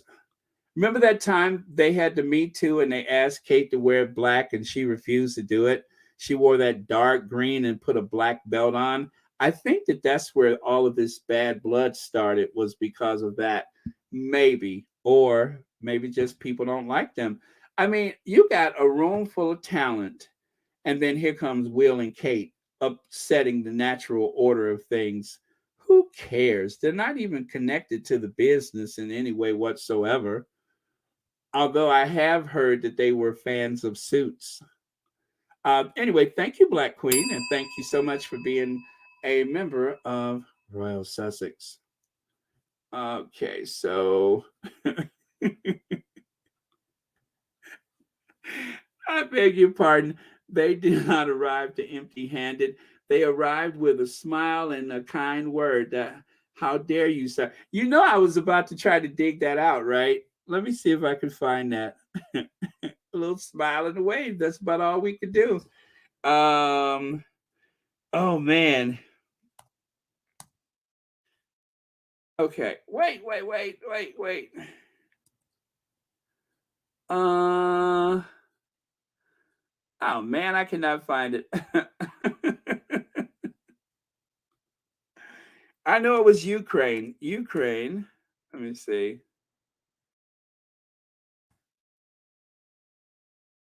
Oh well. Can't find it. I can never find anything I'm looking for though. That happens to me a lot.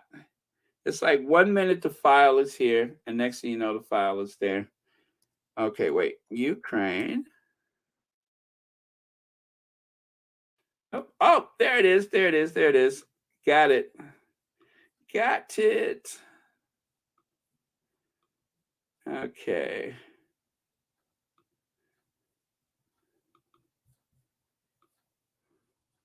Come and give words and comfort, but we are thinking about you the whole time, and we really care about what's going on. So sometimes that's more than financial. Well, if we can give you the odd smile here and there, that's important. So I'm sorry we can only come and give words and comfort, but we are thinking about you the whole time, and we really care about what's going on. So sometimes it's lots more than financial. well, if we can give you the odd smile here and there, that's important. So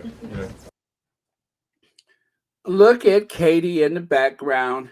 That's just what people need when they emerge from a war-torn area, is a bunch of stale brownies that came from the local Tesco's and some woman with a big head full of extension and blow-dried curls. And William reminding them that's about all we could do.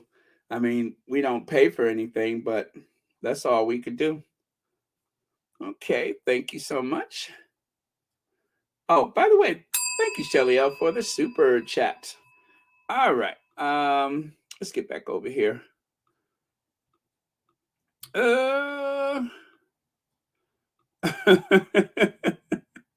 All right.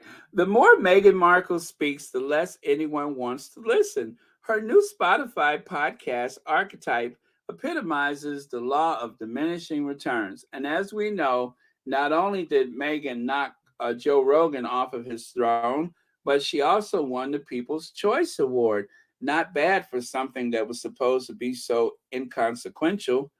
However, this is a long series of obsession from Camilla Tominey, the lost head of Easter Island. As you can see, there is a whopping 21 inches between the top of her head and her chin. I swear, I can never look at Easter Island the same way because of Camilla Tominey. Camilla has been at it again, y'all. She has been at it again, twisting and fudging and making up stuff. She never knows how to tell the truth. She's always on some kind of scheme. That's because she's so obsessed with the Duchess of Sussex. And I know the signs: the scrunched brow, the pursed lips, the tight jaw, and of course, crazy eyes. Crazy eyes is always a giveaway.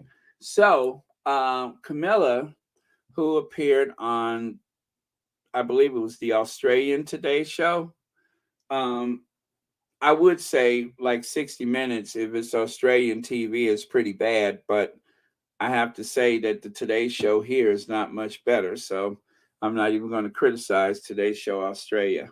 So the lost Easter Island head, known as Camilla Tominey. Let me see here. So this is actually an old clip, but I'm going to play it for you because, as you know, she has been on this long campaign as of late where she's trying to convince people that there is no briefing. There has never been any briefing, but yet everything that they conjure up is from a palace source. Okay, let me find that for you. In other words, they're trying to have it both ways. They're trying to say that it doesn't happen, it doesn't exist, but yet they keep doing it. So obviously there is some level of briefing that is going on. Okay. Oh, okay, that's taking a little longer than expected. Hold on, I got it. Continued to be perpetuated was because nobody within the establishment, the institution, stood up for her. They let you write these stories, but they didn't ever refute them. I don't agree with that.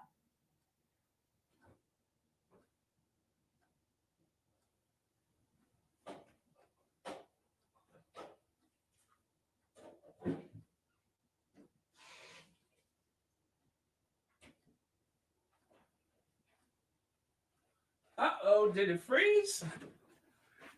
Oh my gosh, it froze. Hold on. Stories continue to be perpetuated. Okay, this is better now. Perpetuated was because nobody within the establishment, the institution, stood up for her. They let you write these stories, but they didn't ever refute them. I don't agree with that, because there's always people briefing on all sides. So there are different households and different principals, as they're called, members of the royal family that you're dealing with on a daily basis about the stories you're writing. At any stories continued to be perpetuated was because nobody within the establishment, the institution, stood up for her. They let you write these stories, but they didn't ever refute them. I don't agree with that, because there's always people briefing on all sides. So there are different households and different principals, as they're called, members of the royal family that you're dealing with on a daily basis about the stories you're writing. So I played it twice. So she doesn't agree with him because there's always people from royal households on both sides or all sides. So essentially she's saying, or she just admitted to Phil and Holly that there is briefing, and you could see how far apart they're sitting. So this was before, this was in the throes of the pandemic when, people took a test all the time and everything. So this is probably 2 years old. I think maybe this was after the Oprah interview. And that was when they, first got a load of the briefing gate, as I'm going to call it. But Andrea, she's contradicting. Let me play that one more time. So that we're all clear. Stories continue to be perpetuated was because nobody within the establishment, the institution, stood up for her. They let you write these stories, but they didn't ever refute them. I don't agree with that, because there's always people briefing on all sides. So there are different households and different principals. There's always people briefing on all sides. There's always different people from different households. And this is what Harry has been saying in the interviews. But yet, all of the royal reporters are pushing back against the notion that people are briefing from the royal family or from the royal household or with the consent of the royal household. It goes right along with what Dan Wooten said. And of course, he famously said, it's much easier for them to blame anything uncomfortable on racism rather than address the fact that the negativity towards them is coming from within the royal family. Which is it, lady? Are they briefing or are they not? Now, according to him, they are. According to Camilla Tominey, they are. But this past week, Harry is delusional. Harry is paranoid. Harry doesn't know what he's talking about. Harry comes from within that family. Harry has been briefed against since he was a child. And one of the main perpetrators that he claims has been briefing against him is this one. If there's nobody else in the room, Willie, then who else could it have been? Now, a conversation between William and Charles and Camilla suddenly finds its way into the papers. And if they're not getting the word directly from the mountaintop, from the fake Farrah Fawcett mountaintop, then where is it coming from? Somebody's doing it. It's not just appearing out of nowhere. Yeah, Camilla Tominey is a liar, is lying. Not every on Royals family members are briefing against the family. Not Harry and Meghan.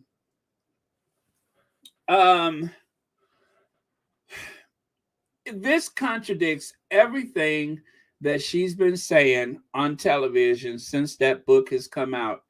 The book makes the point that not only it implies that Camilla Tominey is one of the culprits, but there was someone who was referred to as that sad little man And if you guys see a reference to a sad little man, let me show you who the sad little man is.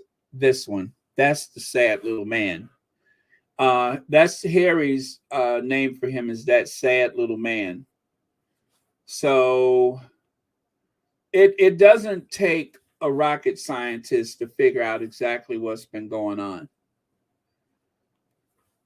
Harry and Meghan didn't have a side. Their side was Willie Pegg's side, who was throwing Harry and Meghan under the bus. Exactly.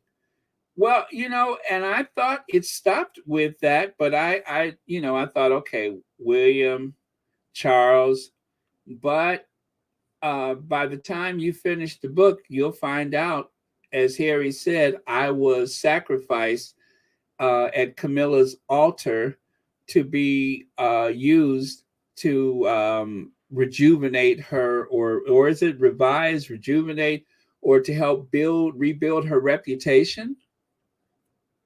So there was an image consultant that was hired by Charles. And I actually saw a documentary about that some time ago, but it didn't mention that throwing Harry to the wolves was one of the tactics, but it certainly was. So there were parts of the story that obviously came from phone hacking.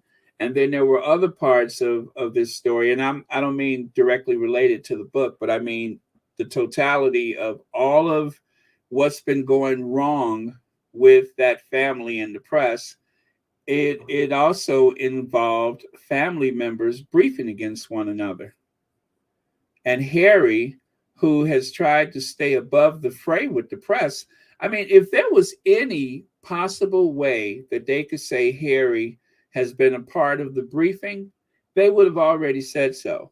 But because that's not the case, because they don't have a case against him briefing against his family, there's no way to say that. Harry, it has light-skinned Harry has said it out loud and said it proud. He's not hiding behind courtiers. He's not hiding behind reporters and going to smoke cigarettes and drink with someone who writes vile, nasty, vicious columns. He's telling you up front and outright that this is what's happening. He's not pretending otherwise like the rest of them do. And then, of course, my favorite, I don't know who Sister Girl is there, but you guys know that double barrel finger point that gets me every time. Not sometimes, but every time. Camilla Tominey, I'll give her this much. She had enough courage to invite her to be there, but I don't imagine she could had any indication what was coming. So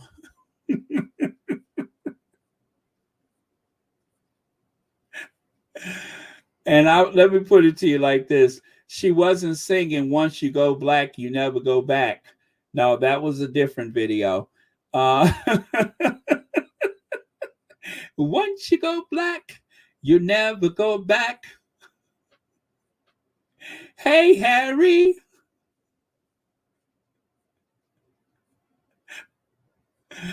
Oh, man. You cannot unhear that song once you hear it, right? Once you go black, you never go back. Okay, let me find that soundbite for you.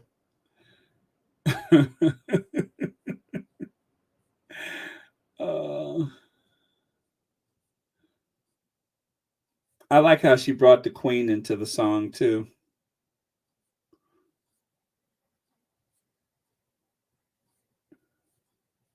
Something about if she had black meat, she'd never go back, too.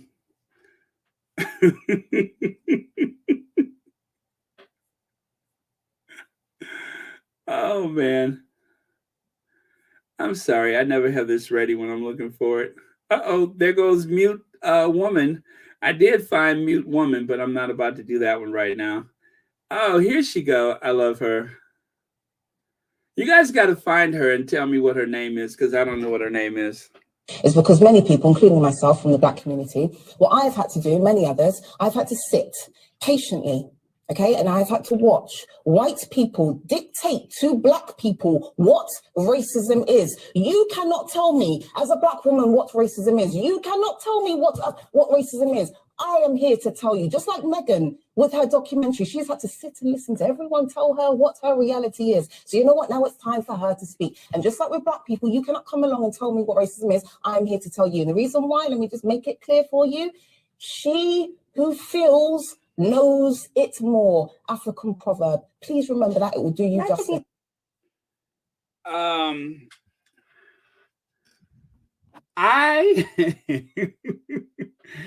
Oh man, Camilla and whoever that other woman is sitting with Camilla, the one sitting in the middle, all they could do was just take it. What is the woman with the necktie? What's her name? I don't know who that is. Camilla Tominey's on the left, and then you have the woman with the blue jacket that just told them off.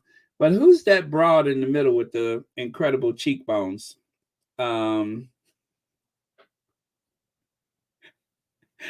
She's outraged. Do you see the outrage? Do you see the outrage on her face, on her smug little face? She is absolutely outraged. I don't know what his name is. Miss Thing with the bow tie, necktie. Yeah, but anyway, she's just look at her. She's just outraged. How dare you? How dare you? And Camilla Tominey, she don't know what to do with her hand. She's like, oh, let me put my hand on my face. I mean, how could she miss? There's so much of it.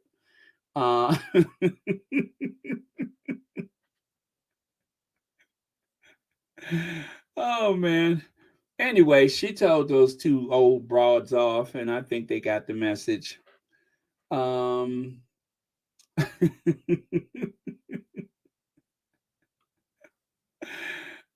you guys.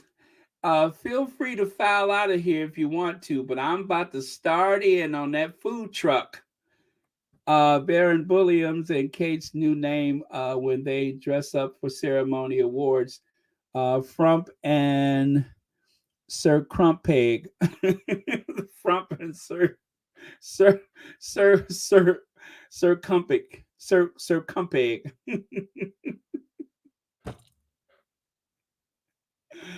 Oh man. There should be like a handbook with the nicknames for Will and Kate. Okay, so food truck. This time last year, I made what I thought was a fine video for an event that took place at the King Center. Some of y'all may remember, some of y'all may choose not to remember, but I put everything I had into that pre-recorded video and nobody watched it. It only got about 4,000 views. I was so disappointed. But anyway, Harry and Meghan, here's the backstory. Yes, the food truck video. Harry and Meghan donated meals to the people doing something at the King Center. And so what is this? Parlay is one of the food trucks that was made nationally famous because of that gesture of the Sussexes. Someone pinch us now, or better yet, join us in a praise dance. We had the distinct honor and privilege of serving the volunteers and staff at the King Center today on behalf of Prince Harry and Meghan, the Duke and Duchess of Sussex. Yes, folks, Harry and Meghan, their motto is shared purpose, global action, leading the way with compassion. Today was just another example of their amazing work. So anyway, I put all this in a food truck video that almost nobody watched. But undiscouraged, undeterred by that, I said to myself, I will never bring it up again until next year. And guess what? It's next year. So, and you know what, guys, you almost got away, except you see the article on the left side. It says, in January 2022, The couple sent Black-owned food trucks to Martin Luther King Jr. Center for Nonviolent Social Justice in Atlanta to help feed volunteers. Thank you, Prince Harry and Meghan, the Duke and Duchess of Sussex, for providing local Black-owned food trucks for our MLK Day Service Project volunteers.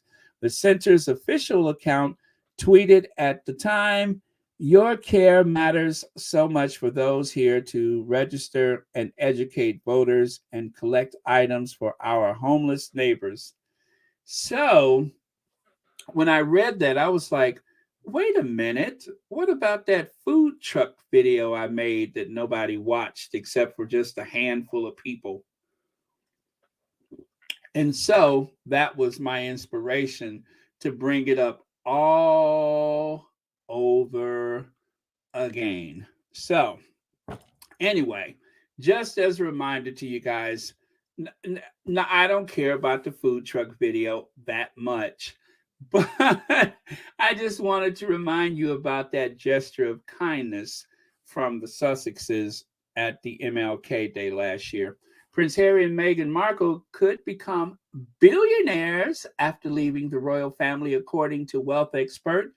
Duh. How Meghan and Harry could soon be worth billions. Well, not soon enough for me. Actually, it could be pretty easy for Meghan Markle and Prince Harry to build a billion-dollar brand. And then lastly, I've been saving these. Losing Meghan and Prince Harry and potentially billions of pounds.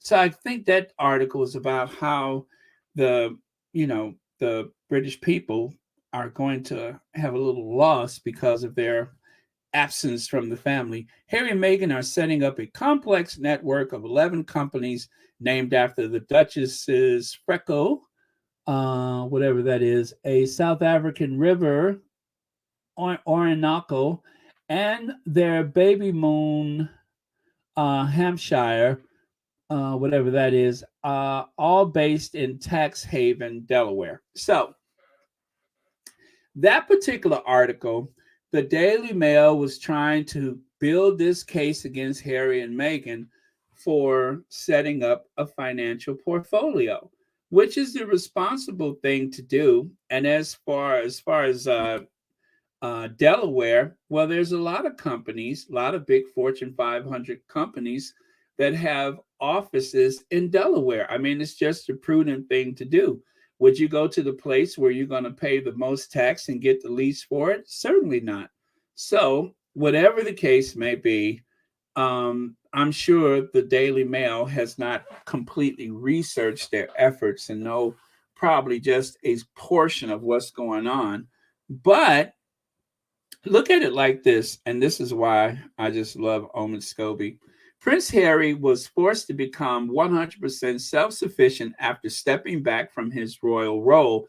But Andrew, though a short list of honors worse off, will continue to luxuriate in nearly all of the trappings of royal life. Okay? So as you can see, Omid Scobie, who can be, all of that sometimes, he didn't shy away from the fact that Andrew is enjoying everything that he had. He hasn't lost a thing. The only thing that's different is that he doesn't get a chance to go out and look important. But aside from that, he rides horses when he wants. He travels when he wants, and he comes and goes with complete taxpayer-funded security. Although I heard Charles is supposed to be paying for it, but gee, I wonder where Charles gets his money from. Never mind. So that is that. Let me see here. Olivia Harris, don't ask Barron, did an edited. Yes, I did an edited video for the MLK Day last year. And after all them hours I put into that video, I posted it online, and I think 3 or 4 people watched it, and it was cast into the dustbin of history with very few views. And it was all about that food truck, and I was just devastated. And people always say, how can you... how come you don't make any of them edited videos no more? That's why I don't make them, is because don't nobody watch them. I mean, I went through all that trouble, hours of editing and archival footage and all that kind of stuff, and about 3 or 4 people watched it. So I'm like, well, I won't forget about this. Maybe that's just the Scorpio in me talking. I don't know. But you know how us Scorpios are. We just don't forget. Okay, so what is that? The Mope Show, Meghan Markle news latest, miserable Prince Harry, California life, millions of miles from what he hoped, experts say. Now, that was January the 15th, 2022. Can you imagine January the 15th? They were still trying to say how miserable Harry is. All the awards and everything else they got going for them, Harry and Meghan are still supposed to be so sad and so upset and so lonely. And they're, you know what I just noticed? I don't think they've been quoting the price of the Sussex Manor lately. Have you guys noticed that? They rarely ever quote the price of the Sussex home. That's interesting. Maybe they're just having a little freeze on that until after the coronation. Yeah, maybe they're just going to do that until after the coronation. Then they can go back to quoting the price. Royal family deciding to label psychotherapy as cult is like an abuser telling you that talking about your mental health is abnormal and dangerous. Great work, royal family. Way to dump on mental health messaging. Well, as you know, they said that Harry has been kidnapped by a cult of psychotherapists, and that Meghan is responsible for it, of course. But of course, you also have to remember too that that comes from the Independent, and Gordy Krieg appointed editor-in-chief of the Independent. Well, let me see. Former Daily Mail editor Gordy Krieg has been appointed editor-in-chief, the Independent. Mr. Krieg joins the online-only newspaper of which Russian businessman in London. Well, anyway, so you got some Russian money in there somewhere. And then, of course, look at that photo right next to Camilla, right next to the ghost of Farrah Fawcett. Yep. So isn't that convenient? Camilla has been busy. I'm telling you, she has behind the scenes. She has been very busy giving access, dropping stories and such to get a favorable report out of these papers. And in exchange for that, they get what they want. She's going to be the queen consort. So textbook. I'm pretty sure that she wasn't counting on the fact that Harry was going to ever call her out for it. But he has, and we'll see what happens with that. Now, I was looking at a few things yesterday, and I came across a video of the Earth flop.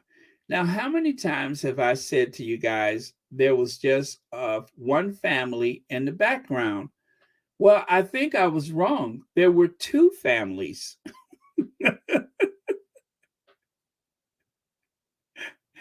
There were two families in the background.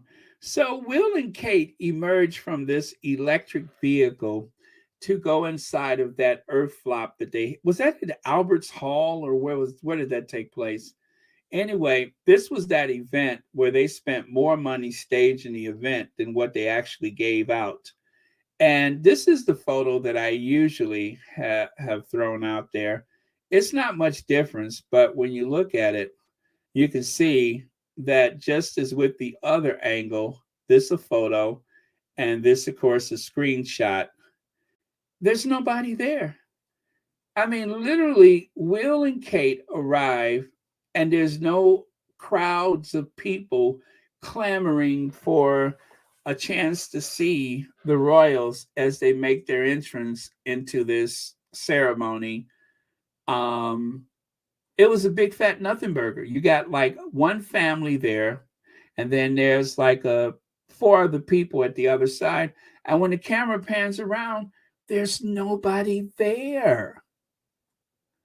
Such is the draw of the royal family that all you could get for Will and Kate is like a young family on their way to Waitrose, and then you got looks like some pensioners over there on the other side, and that's it. It was nobody there. So just wanted to share that with you that I wasn't wrong about that. I thought it was just that still photo that I had. But when I saw the video and the camera panned around, again, there was nobody there. Just Will and Kate and a couple of families, and then the handful of celebrities that showed up. And then, of course, the people who had tickets to be at the event. So, as I'm trying to say, there was far more people on the inside than outside for this big, flat nothing. If you guys think the one that took place in Boston was kind of crappy, I think this one was even worse. Hi, I'm Dan, and I am the sad little man.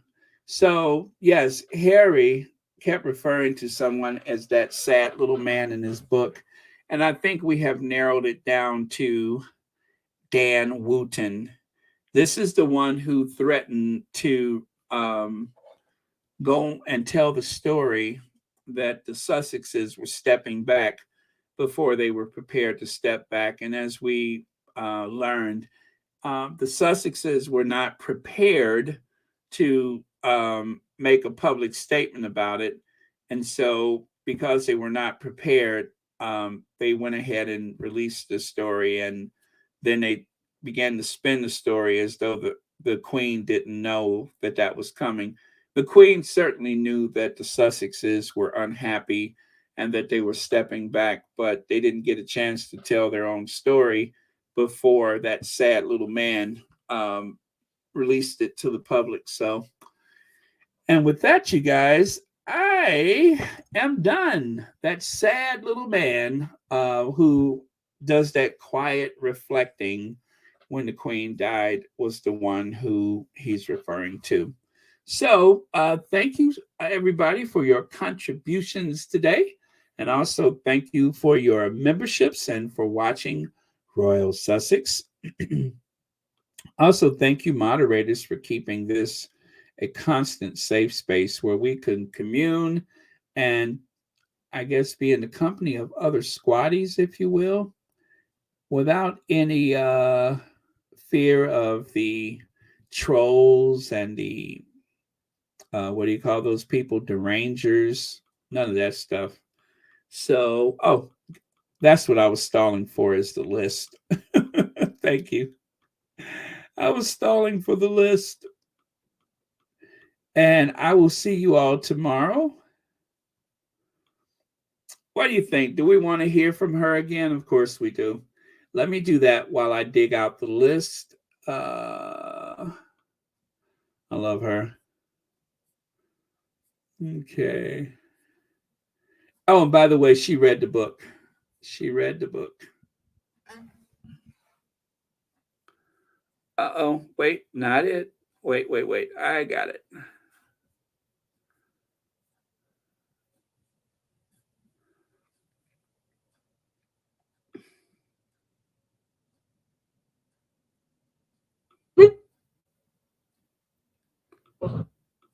And I love Prince Harry, and Prince Harry should be king. He should be king. Prince Harry, not William. William and all of them in there, Camilla is the wicked witch of the devil himself because she is part of why Princess Diana is not here. I do not like them. I am from the islands, and we don't need them in the Caribbean. Get lost. Demolish the monarchy. This is 2023, okay? And I will support Harry 100%. I do feel for him. Yes, I do. And everything in the book is the truth. And Charles is the monster, not Harry. Harry's no monster, not Meghan.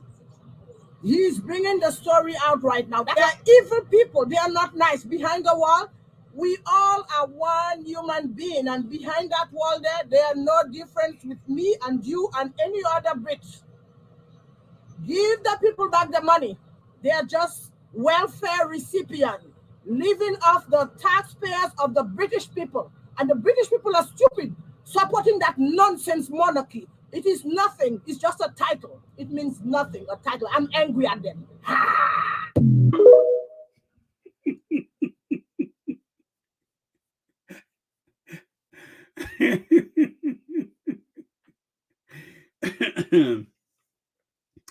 I'm angry at them.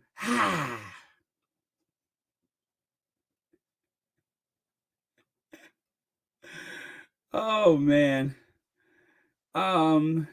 You cannot fool me. I am from the island. Harry's not bad people. Meghan's not a bad person. Oh man.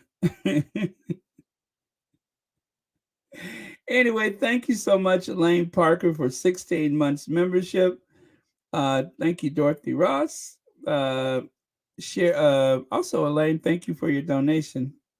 Let me see here. Oh yeah, Cheryl Yo, thank you so much for 5 months membership. Also, Rick Legs, Sigal, thank you for your super chat and super sticker. Catherine Bryant, thank you for 7 months membership. Anna Boyd, 80s Forever, thank you. And Katie V, Black Queen, Shelly L, and Panther, thank you so much for the super stickers and the super chats. All right, very good. I think we're good now. So just a little quiet reflection. All right, you guys, I am going to ginger venge us out of here. And that's it. Last word of the day. Love her. Very good. And also, as per usual, Diana, the goddess of the hunt, and our queen of hearts, our queen of everything, Doria. And let me get this young lady off the screen. There we go. Okay, that sad little man. And where are we? There we go.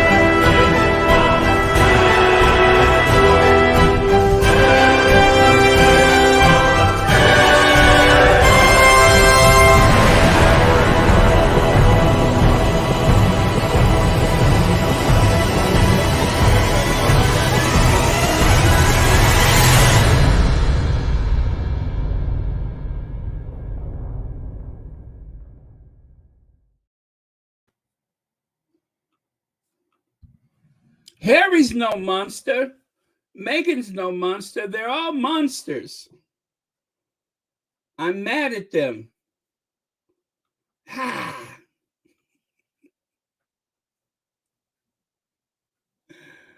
Oh, man. Let me see here. I'm glad Harry took off Mike and left the gutter press in the dust. They outed him so many times and got soldiers killed. Oh yeah. Yeah. Isn't that terrible? I mean, there was a time when the press, during the time of war, you couldn't pay the press to leak stuff like that. But the gutter press, such as it is, especially with that Murdoch influence, disgusting. I tell you, the way Harry spoke about the war, I felt like I was there with him. I mean, I literally felt like I could just get up and go in the other room and see him on the radio. Very, very interesting. Promise. All right.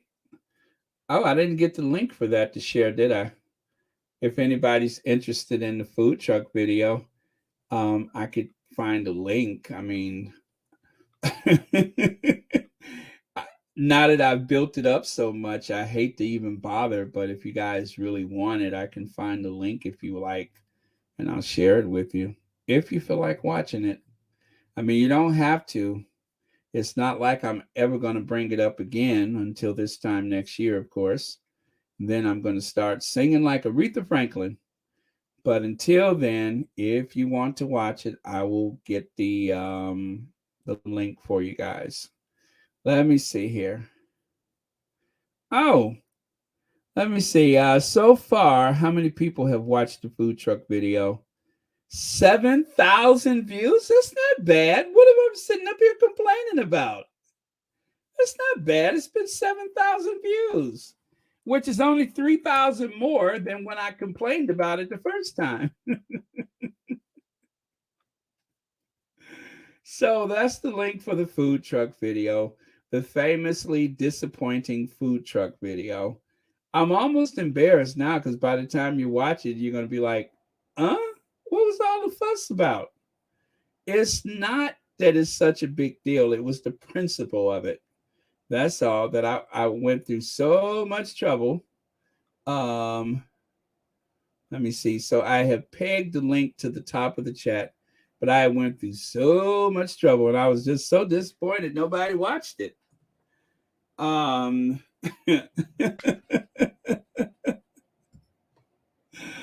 Oh, let me see here. According to an article in The Hill, Harry and Meghan provide. Yeah, and it's beautifully narrated by myself. So, I mean, listen to that. Food trucks. Prince Harry and Meghan, the Duke and Duchess of Sussex, are marking Martin Luther King Jr. Day by showing some love for Black-owned businesses. So it is beautifully narrated. The images are cinematic in their scope, and I just wanted everyone to see it. That's all. Is that too much to ask? Oh, is that too much to ask? Okay, heard a little echo there. So if you feel like watching it, go ahead and watch it. But if you don't watch it, that's okay. There's always next year. I'll bring it up again. Maybe by the end of today, there will be 7,050 views of the famous food truck video. Okay. Maybe I'll do another vacation video, huh, Church Nelly? How about that? If I let me see. I can see if there was a damn liquor truck video. Where does one even find a liquor truck? Oh, man. Let me see here. Well, I mean, it's just the principle of it. I thought I had done such an amazing job, and I just wanted to share it amongst friends, but much to my disappointment, I think like by the end of the first day, there was only like maybe 2,000 views. I'm like, that's it? And then slowly it climbed to about 4,000. And even to date, there's only been about 7,000. So I'm just like, well, I guess I know where we stand, don't I? Yes, the link is at the top of the chat for the food truck video. Thank you so much for asking, Sonia Johnson. I appreciate that. Okay, you guys, I think that should do it for today. Thank you all very much. And yeah, I will see you all tomorrow. Okay. Who's on next? Is Sharian? Let me see here. Oh, Sharian's got a video. Oh, that was an hour ago? Oh, that was an hour ago she was on. Live discussion? Oh, I'm going to have to go watch that. Streamed an hour ago? Oh, so you guys, Sharian had a live discussion and we missed it. Oh, man. And I waited until Ann was through before I came on. So, well, anyways, there's the link to Sharian. I'm going to share that. And so I'll give you guys a chance to grab that link for Sharian. She will share that. And, okay.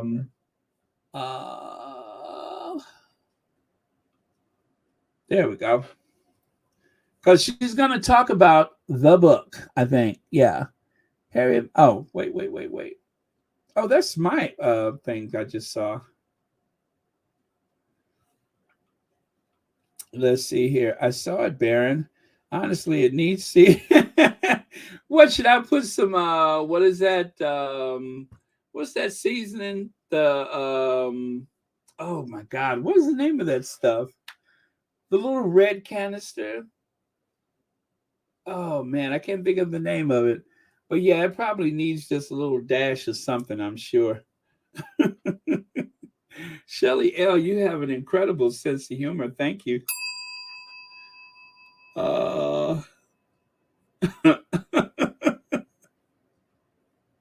Needs nacho sauce? Clearly it does. All right. Well, you guys, thank you for offering to watch it. And you know, it's been so long since I've seen it myself. I honestly don't remember what it was about. I mean, I know what it was about, but I just don't remember much about it. So maybe I'll watch it myself. That's what I'll do. When I'm done here, I am going to go and watch my food truck video. All right, you guys, love you. I will see you all tomorrow. Cheers.